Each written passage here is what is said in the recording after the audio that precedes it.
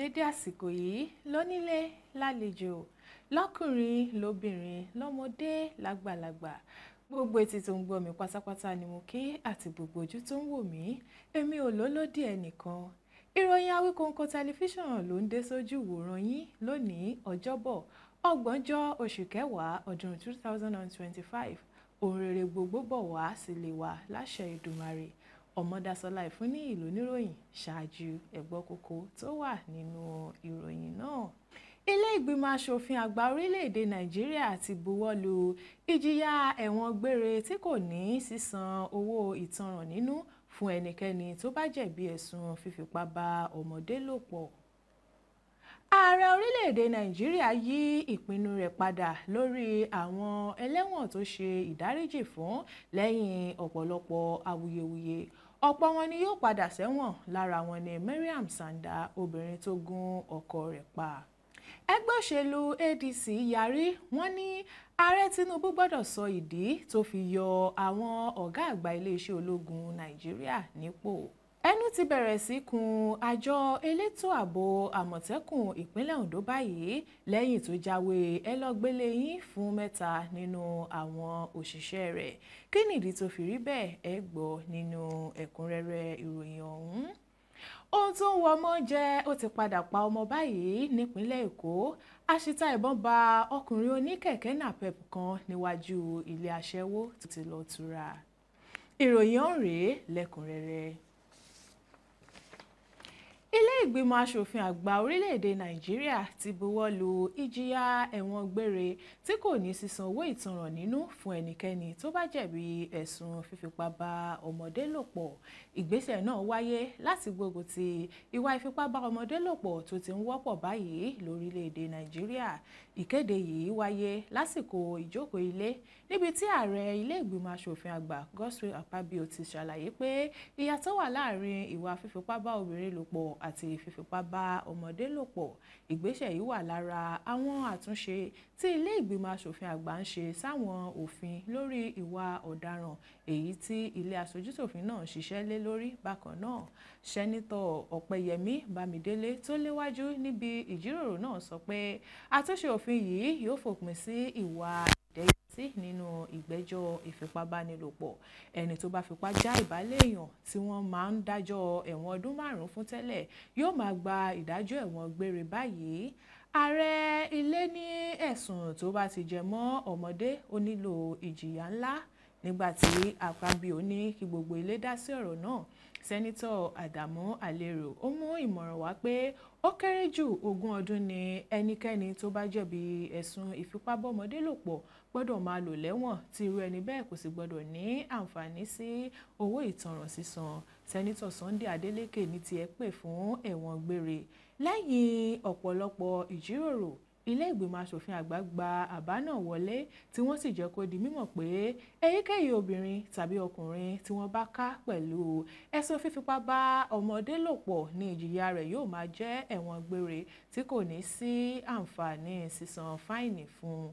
Àwọn asòfin ní àwọn ń gbé gbogbo ìgbésẹ̀ yìí láti dáàbò bo ẹ̀tọ́ àwọn ọmọdé lórílẹ̀‐èdè Nàìjíríà àti láti fi òpin sí ìwà fífipá bá àwọn ọmọdé lò pọ̀ tó wọ́pọ̀ ní àwùjọ.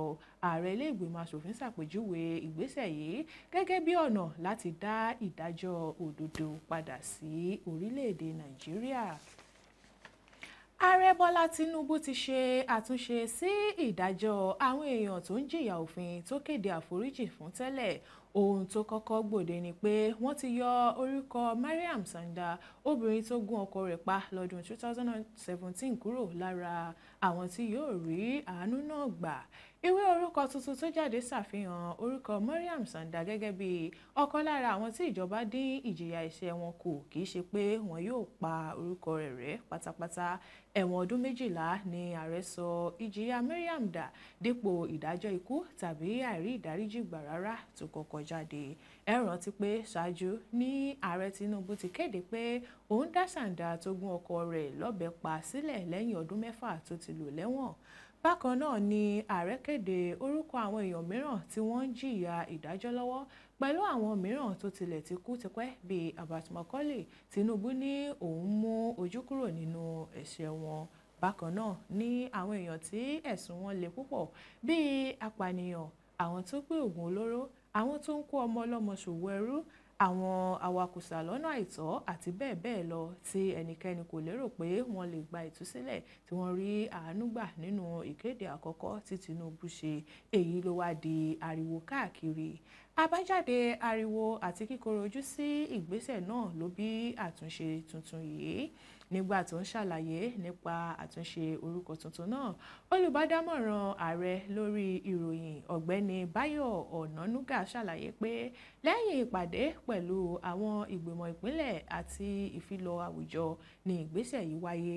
Ó tún wá fi kún pé ó tún jẹ́ ọ̀nà kan láti fi hàn pé ìdájọ́ òdodo àti fífi ẹ̀tọ́ àwọn èèyàn tí nǹkan ṣẹlẹ̀ sí lé wọn lọ́wọ́ ó jẹ́ dandan. Ọ̀nànúgà ní bí ìjọba ṣe ní kí Mariam ṣẹ̀wọ̀n ọdún 12 yìí wáyé láti ara àánú àti bí obìnrin náà ṣe ti yí padà sí dáadáa. Ó ní ti àwọn ọmọ méjì tó bí fún ọkọ rẹ̀ náà wà lára ohun tí ìjọba wò tí wọ́n fi dín ìjìyà rẹ̀ kù kó lè bá a ṣe ìyá wọn lọ́jọ́ kan. Ó kéré tán orúkọ bíi 50 ló ti kúrò nínú àtúnṣe tí wọ́n ṣe náà. Ẹgbẹ́ òṣèlú African Democratic Party ADC ti ké pe Ààrẹ Bọ́lá Tinubu láti sọ ìdí tó fi yọ àwọn ọ̀gá àgbà olórí iṣẹ́ ológun Nàìjíríà nípò. Ẹgbẹ́ òṣèlú ADC sọ pé lóòótọ́ ni Tinubu lágbára láti yọ àwọn ọ̀gá àgbà ológun náà nípò, àmọ́ ẹgbẹ́ náà ní bí ààrẹ ti kéde ìyọnípò àwọn ọ̀gá àgbà ológun náà mú ìfura dání, pàápàá jùlọ lẹ́yìn ìròyìn kan tó sọ pé àwọn ológun gbìyànjú láti dìtẹ̀ gba ìjọba rẹ̀. Agbẹnusọ fún ẹgbẹ́ òṣèlú ADC Bọ́lájí Abdullahi sọ nínú àtẹ̀jáde kan tó fi síta wípé ojúṣe ìjọba àpapọ̀ ni láti ṣàlàyé fún aráàlú nǹkan tó ṣẹlẹ̀ gan-an.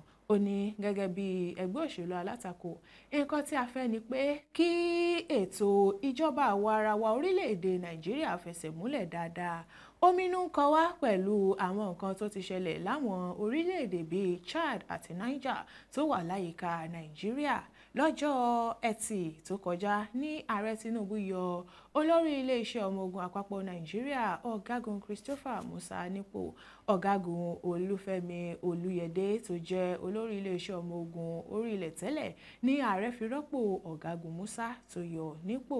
Ọ̀gágun W. Shaibu ní Tinubu yàn gẹ́gẹ́ bí olórí ilé-iṣẹ́ ọmọ ogun orí ilẹ̀ tuntun, nígbà tí ọ̀gágun SK Anike di olórí ọmọ ogun òfurufú tuntun. Ọ̀gágun I. Abbas ní olórí ọmọ ogun ojú omi tuntun tí ààrẹ ṣẹ̀ṣẹ̀ yàn sípò. Ìgbésẹ̀ yìí wáyé lẹ́yìn tí ìròyìn kan sọ pé àwọn ọmọ ogun kan gbìyànjú láti dìtẹ̀ gbàjọba ààrẹ Tinubu, àmọ́ iléeṣẹ́ ààrẹ àti iléeṣẹ́ ológun Nàìjíríà sọ pé irọ́ tó jìnnà sí òótọ́ ni ìròyìn náà. Èyí ló jẹ́ kí ẹgbẹ́ òṣèlú ADC máa kọminú lórí bí ààrẹ Tinubu ṣe yọ àwọn olórí iléeṣẹ́ ológun náà nípò, láì fi ọwọ́ yẹpẹrẹ mú ìròyìn tó jáde wípé àwọn ológun kan gbìyànjú láti dìtẹ̀ gbàjọba. Ó ti hàn gbangba pé ìjọba Tinubu ń fetí sí ariwo ọjà. Ìjọba Tinubu kò yọ àwọn olórí iléeṣẹ́ ológun nípò lórí bí ètò ààbò ti mẹ́hẹ̀ káàkiri orílẹ̀-èdè Nàìjíríà. Yíyọ àwọn ọ̀gá àgbà iléeṣẹ́ ológun nípò láì sọ ohun tó ṣẹlẹ̀ gan-an yóò túnbọ̀ jẹ́ káwọn èèyàn máa gbé ìròyìn òfegè kiri nípa ọ̀rọ̀ ìdìtẹ̀gbàjọba tó jáde nínú ìròyìn láìpẹ́ yìí. Ẹgbẹ́ òṣèlú ADC ló sọ bẹ́ẹ̀.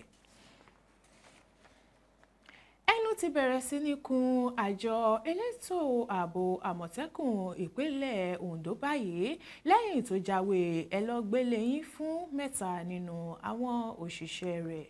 Àmọ̀tẹ́kùn ìpínlẹ̀ Ondo ti ṣe àṣeyọrí fún ọ̀pọ̀ ọdún níbi ọwọ́ rẹ̀ ṣe máa ń tẹ àwọn afurasí ajínigbé, àlọ́kólóńkígbe àti bẹ́ẹ̀ bẹ́ẹ̀ lọ. àmọ́ lẹ́nu ọjọ́ mẹ́ta yìí ni ẹnu bẹ̀rẹ̀ sí ní kun àjọ náà lórí ayélujára lẹ́yìn tí àwọn òṣìṣẹ́ rẹ̀ kan ń béèrè ẹ̀tọ́ wọn èyí tí wọ́n ní àjọ náà fi ń dùn àwọn.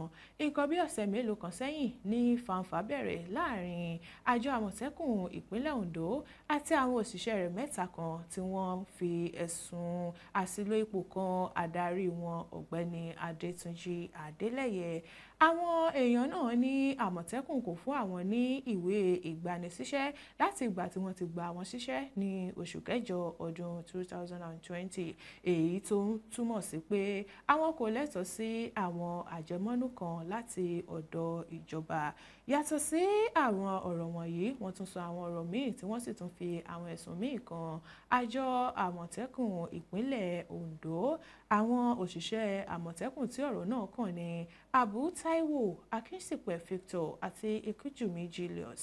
Wàyí o, ìyàwó ọ̀kan nínú àwọn òṣìṣẹ́ Àmọ̀tẹ́kùn náà ti ṣe ìfẹ̀hónúhàn nílùú Àkúrẹ́ nínú èyí tó ti ké sí ìjọba láti bá òun wá ọkọ òun tó ti di àwátì.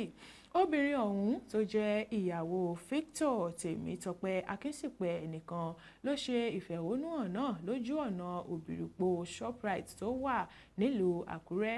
Ọ̀nà náà ló lọ sí ọ́fíìsì gómìnà àti olú ọ́fíìsì àjọ Àmọ̀tẹ́kùn. Gẹ́gẹ́ bó ṣe sọ, ó ní ọkọ òun kúrò nílé lẹ́yìn tó gba ìpè láti ọ́fíìsì Àmọ̀tẹ́kùn pé kó wá fún ìpàdé alálàáfíà lẹ́yìn ìgbọ́nmisí omi òtó tó wáyé láàrin òun àtàwọn aláṣẹ Àmọ̀tẹ́kùn, ṣùgbọ́n láti àkókò náà ni ọkùnrin ọ̀hún ti di àwátì. Lórí ọ̀rọ̀ yìí kan náà, agbẹjọ́rò kan tí orúkọ rẹ̀ ń jẹ́ Tọ́pẹ́ Tẹ̀mọ́kùn ti kọ̀wé sí ìjọba ìpínlẹ̀ Ondo lórí ẹ̀sùn pé àwọn adarí Àmọ̀tẹ́kùn fẹ́ gba ẹ̀mí àwọn èèyàn mẹ́ta náà. Nínú lẹ́tà tí Tòmẹ́kùn kọ sí gómìnà Lucky Ayédàtiwà lọ́jọ́ 27 oṣù kẹwàá ọdún 2025 tá a wà yìí, ó ní ẹ̀tọ́ àwọn èèyàn náà ni wọ́n ń béèrè lọ́wọ́ ìjọba, àmọ́ àwọn adarí ikọ̀ Àmọ̀tẹ́kùn ń lépa ẹ̀mí wọn.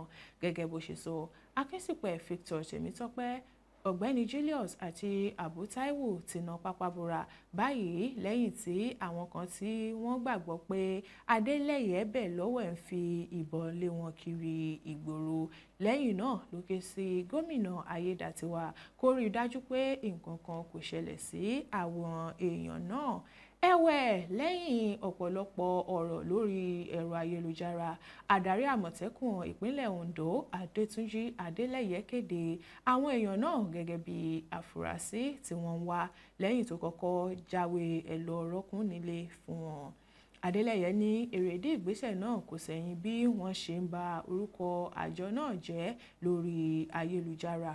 Ó tẹ̀síwájú, ó ní tí wọn kò bá ṣẹ̀ sí òfin, gbogbo ayé yóò rí, àmọ́ kò sí ẹnikẹ́ni tó lè máa ba orúkọ àjọ wa jẹ́ lórí ayélujára láti ọwọ́ àwọn tó ń dá iṣẹ́ ara wọn jẹ́, pàápàá ní báyìí tí a ti mọ̀ pé àwọn kan ló wà lẹ́yìn wọn. Bákan náà, Adélẹ́yẹ fi kún pé a ti kéde pé à ń wá àwọn òṣìṣẹ́ mẹ́tẹ̀ẹ̀ta náà, a sì kọ̀ láti jẹ́ kí wọ́n fà wá wọnú awuyewuye tó rọ̀ mọ́ ìkọ̀ọ̀kan wọn. Ohun tó dá wa lójú ni pé iṣẹ́ ara tiwọn ni wọ́n ń dá jẹ́, dìgbì ní ikọ̀ Àmọ̀tẹ́kùn dúró.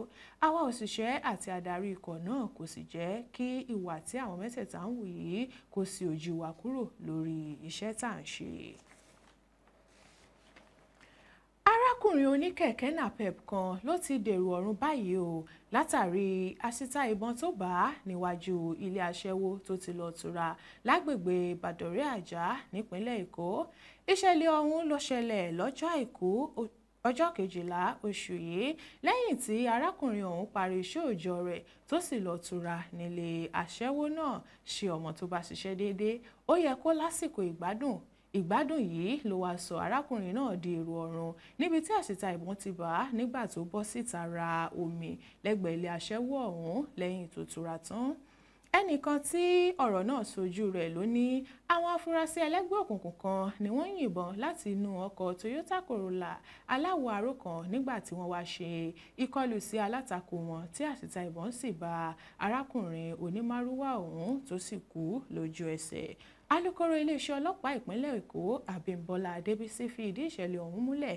Ó ní àárọ̀ ọjọ́ kejì ìṣẹ̀lẹ̀ ọ̀hún ni wọ́n fi tó iléeṣẹ́ ọlọ́pàá létí tí àwọn sì kàn síbi ìṣẹ̀lẹ̀ ọ̀hún. Àwọn bá òkú arákùnrin ọ̀hún nílẹ̀ẹ́lẹ̀, àwọn gbé lọ sí ilé ìgbókùúsí. Lẹ́yìn èyí ni àwọn pe àwọn ẹbí rẹ̀ tí àwọn sì gbé òkú rẹ̀ lé wọn lọ́wọ́ fún sísin. A ò ní ti bí ìgbádùn dèrò ọ̀run, ohun tá a mọ̀ jẹ ò ní pa wá láṣẹ Ìdùmarè.